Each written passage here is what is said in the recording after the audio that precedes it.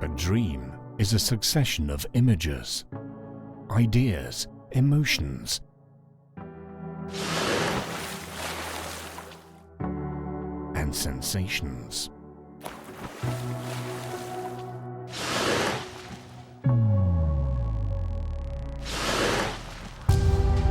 This spirit animal teaches you the importance of community life,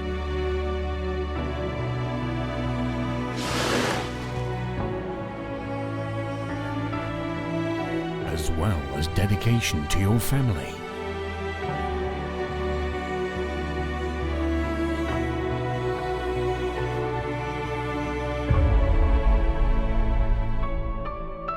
Our perception of reality and fantasy are often shaped by our personal experiences of life, the fears we face, the confrontations we've experienced, our regrets, our happiness, and our dreams. You should listen to your inner voice and let your intuition guide you through your life.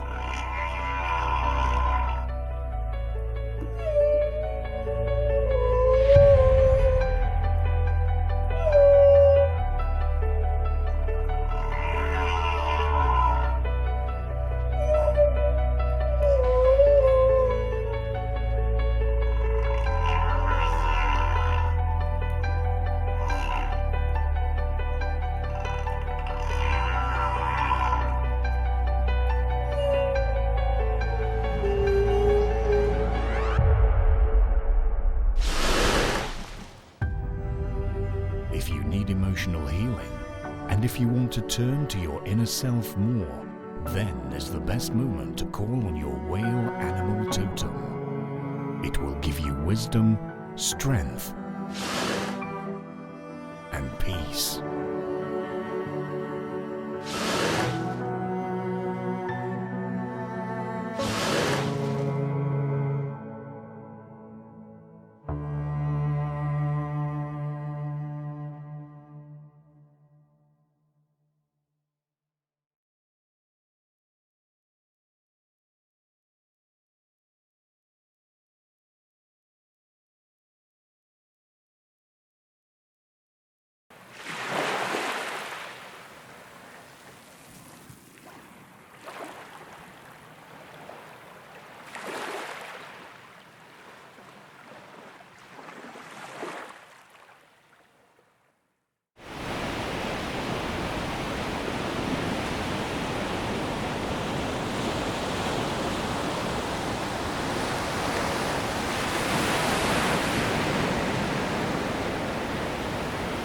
Before I could even walk, my parents introduced me to the sea.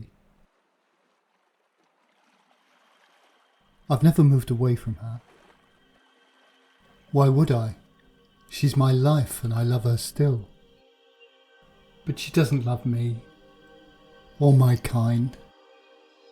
Why would she? She feeds us, gives us water to drink, even much of the oxygen we need. And in return, we feed her poison and give her acid to breathe. She gives us a meal. We take a banquet instead. We kill the things that give her life. Poison them with our waste. We cannot see the beauty that lies beneath the blue, or the damage that we do in our careless, thoughtless ways.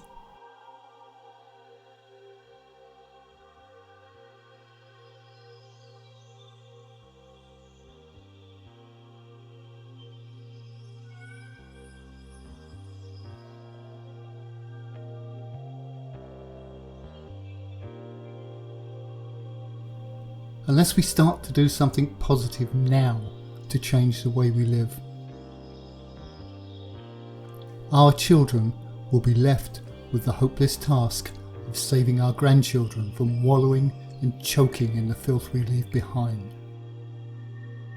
The greatest gift we can leave our children is not property or money. It's food. Clean water to drink, pure air to breathe, and a beautiful environment to live in.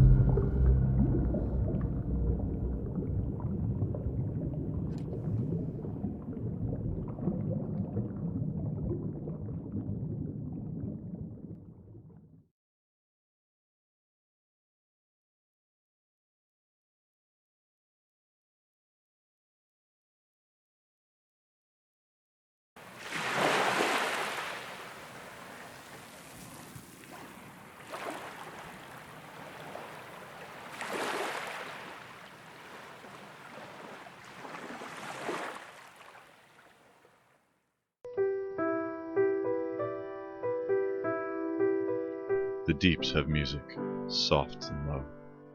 When winds awake the airy spry, it lures me on to go, and see the land where corals lie.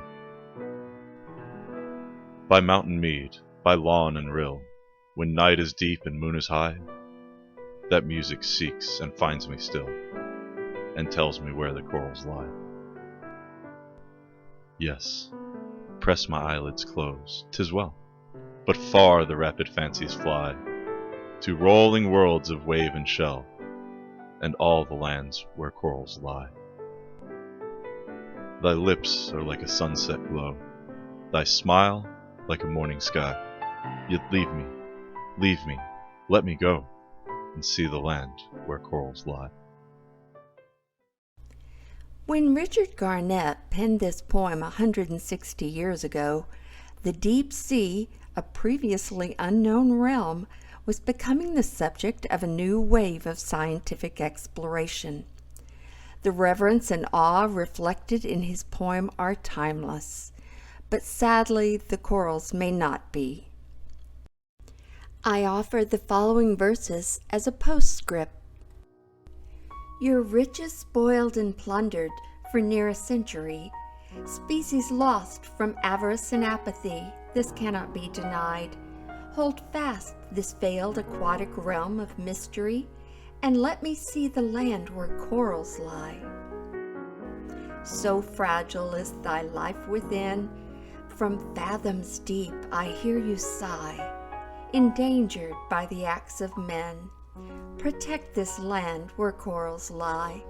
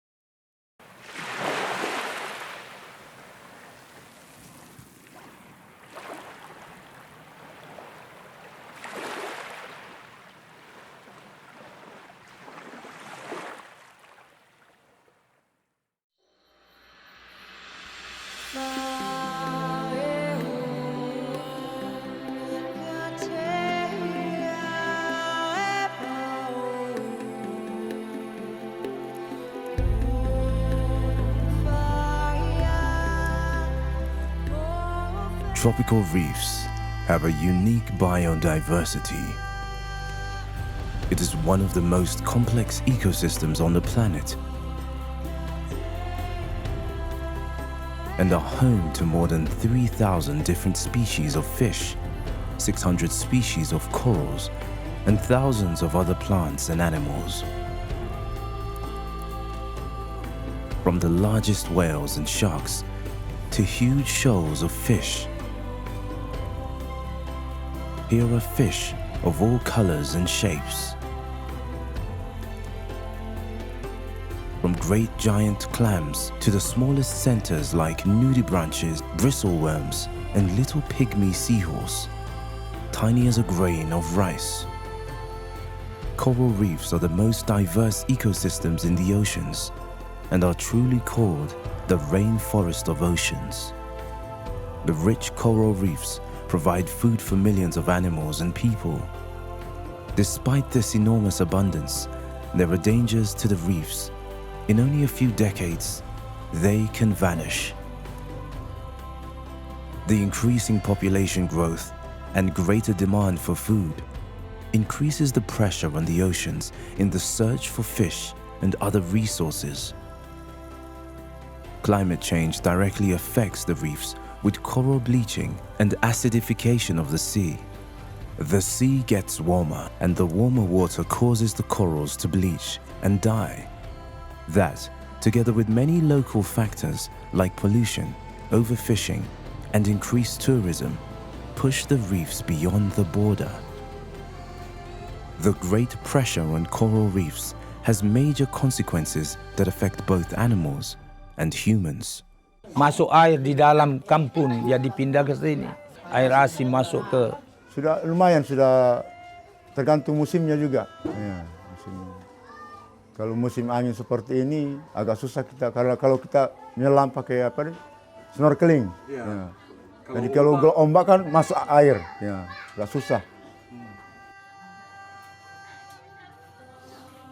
Karang di sini masih bagus, Pakai bubur saja, pancing, panas. Nelayan-nelayan dari luar yang datang mengambil ikan dengan cara tidak baik seperti bom, seperti cyanida. Jadi yang penting jangan pakai potasium, ya, atau yang dilarang lah, atau pakai bom, ya. Scientists say that up to 90% of the world's coral reefs may already have disappeared in 2050. This means that a large number of climate issues that we call horror scenarios, they become reality. Sea temperatures in the tropics are so high that it is not something that can support coral life as we know it today. Jadi mereka nanti kalau besar nanti kalau semua karang-karang itu sudah mati, ikan tuh hidup di mana?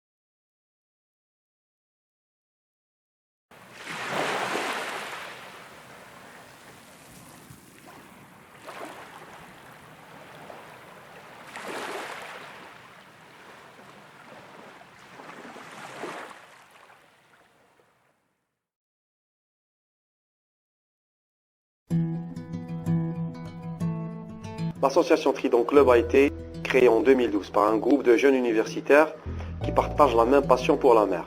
L'objectif de l'association, c'était la promotion des activités subaquatiques et la préservation de l'environnement marin. L'association, elle a la volonté, elle a les idées, elle a l'énergie pour travailler, pour donner quelque chose à ce pays, à cette mer qui est la nôtre.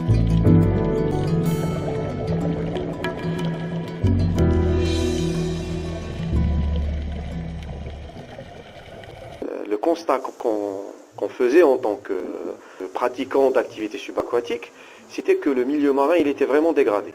On voyait de moins en moins de poissons, il y avait beaucoup de pollution et on voulait faire quelque chose.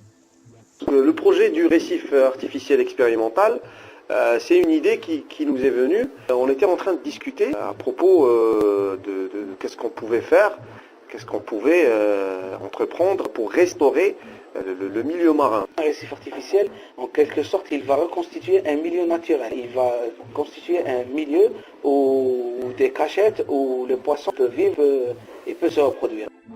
L'idée, c'était de créer un récif artificiel, de fabriquer avant tout une structure et de l'immerger pour qu'elle soit un récif artificiel.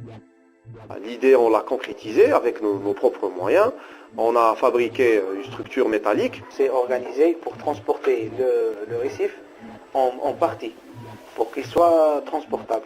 On l'a transporté dans un camion jusqu'à la plage. À la plage, on l'a assemblé et on l'a soutenu avec des boudins de relevage professionnel et on l'a tracté avec une embarcation un pneumatique jusqu'à la zone où on a décidé de l'immerger sur une zone qui est sablonneuse. On l'a immergé, on l'a fixé avec ses semelles en béton pour se tenir.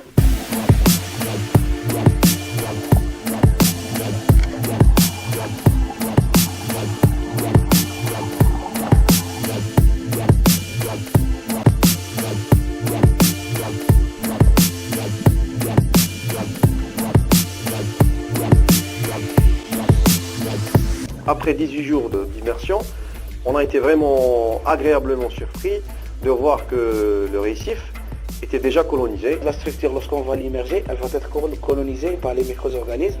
Ils vont constituer le premier maillon de la chaîne alimentaire qui se trouve dans la mer.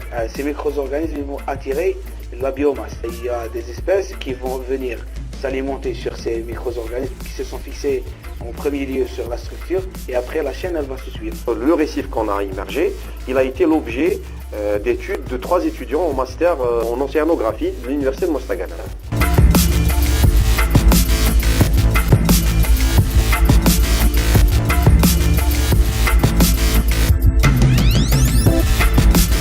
Après 3 mois, on a fait une visite et on a constaté que la structure elle était totalement colonisée. On retrouvait une petite pieuvre, il y avait quelques poissons benthiques. On a même suivi l'évolution d'un petit poulpe qu'on l'a vu petit et après on l'a vu grandir. Je crois au pouvoir du cinéma pour sensibiliser et révéler conscience concernant les problèmes de l'environnement. Les prises de vue sous-marines sont faites par les plongeurs de l'association de niveau 3, qui sont le président et le secrétaire général. Nous sommes des amateurs autodidactes. Nous n'avons pas les moyens pour faire des images de qualité. Nous avons utilisé des appareils photo compacts ou bien des téléphones portables. Mais le plus important est que le message soit transmis. Donc vous avez un bon message, vous pouvez faire un superbe film.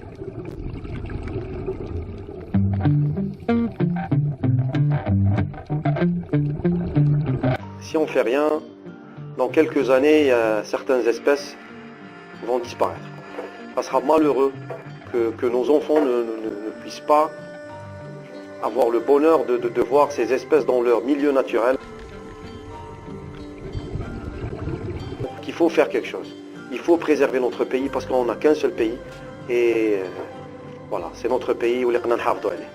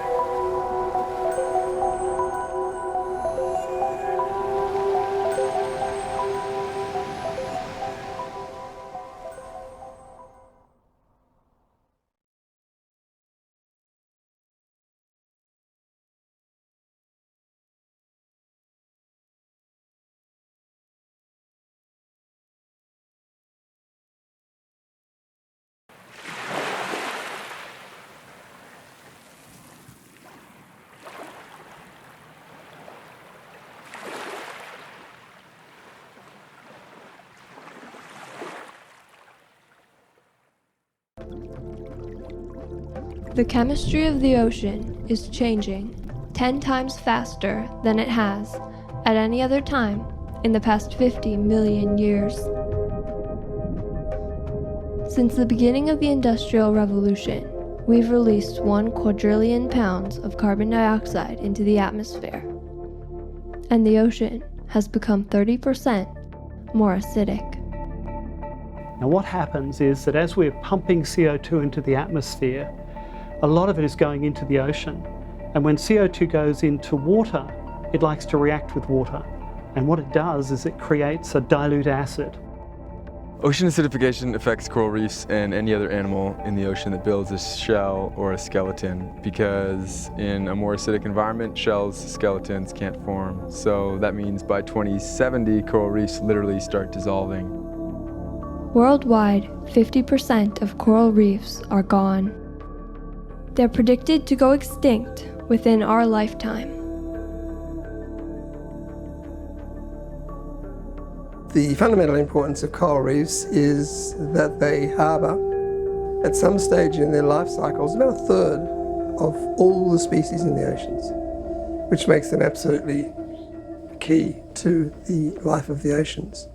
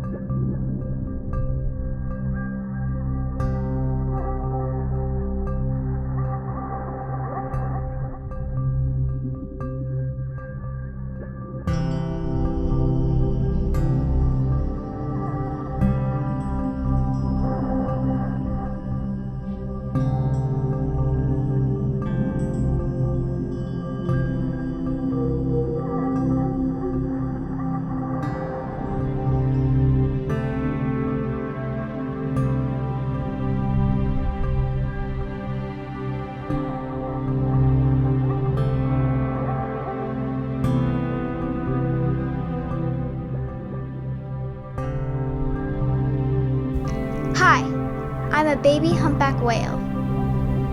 I may look big, but believe it or not, I'm only a month old. But I'm growing fast and learning a lot as I explore this new world.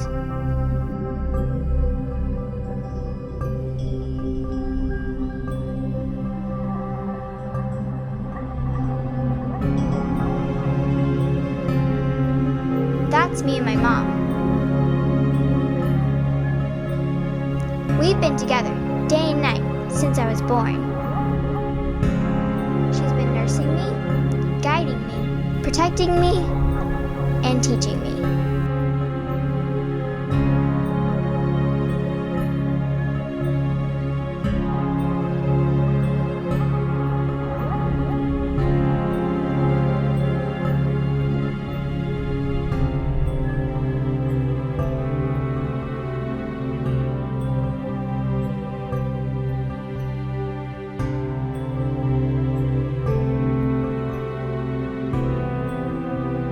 All until I'm big enough and strong enough to begin our long migration.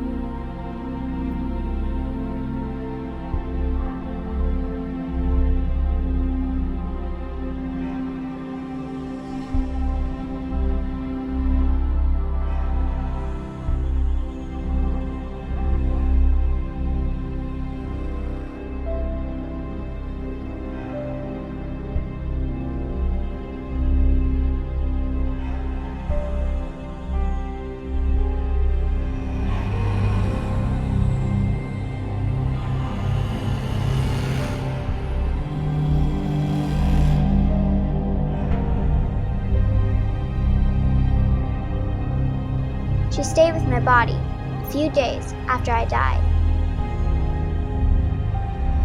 We didn't understand what I ran into or how to escape from it.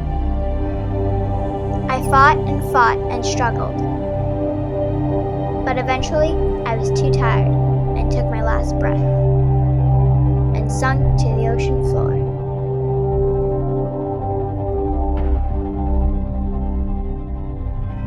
Mom had to continue our migration alone, a migration path filled with shark nets.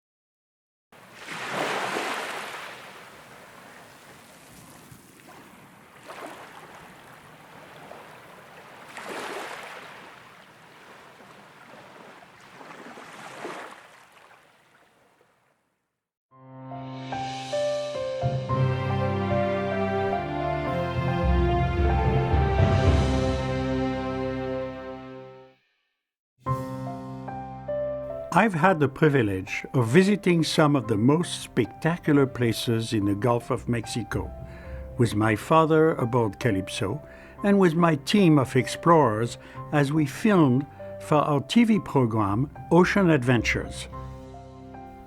The Gulf is rich with unique and diverse ocean life and environments, and each of the countries that help manage the Gulf is working to protect the special places in their waters.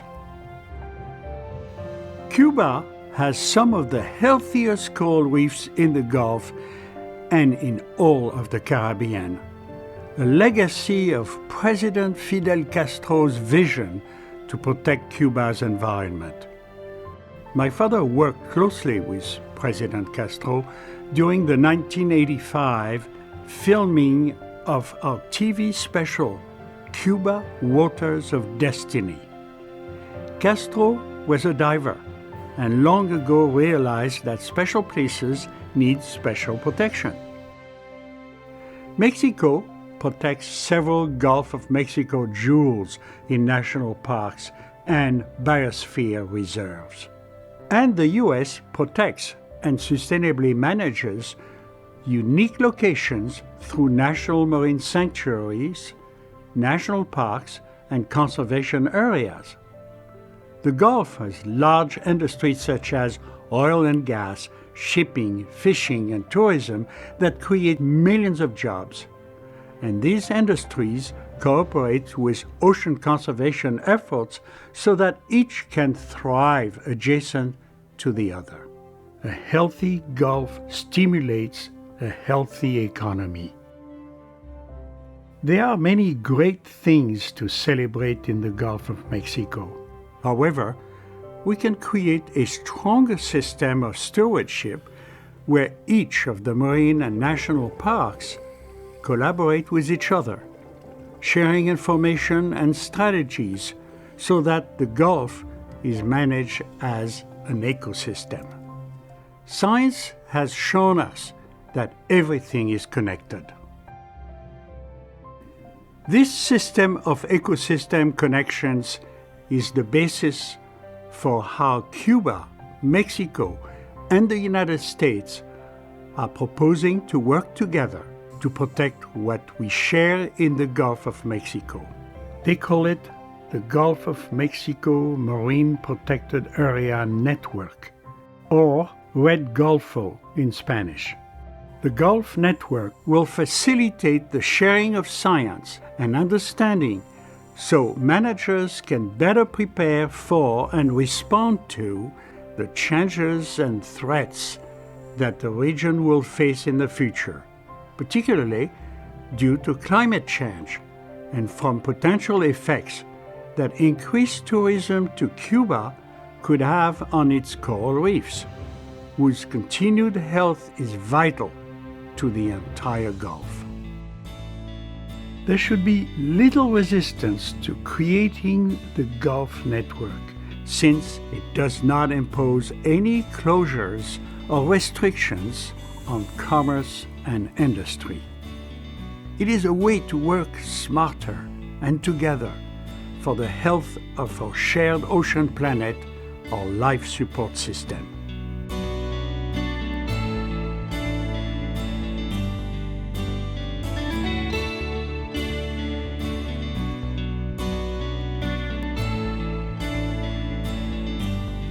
My father used to say to me, "People protect what they love." And I would reply, "How can we protect what we don't understand?" Creating a Gulf of Mexico Marine Protected Area Network will help us work across borders as partners to manage and protect the Gulf of Mexico as a magnificent ocean ecosystem.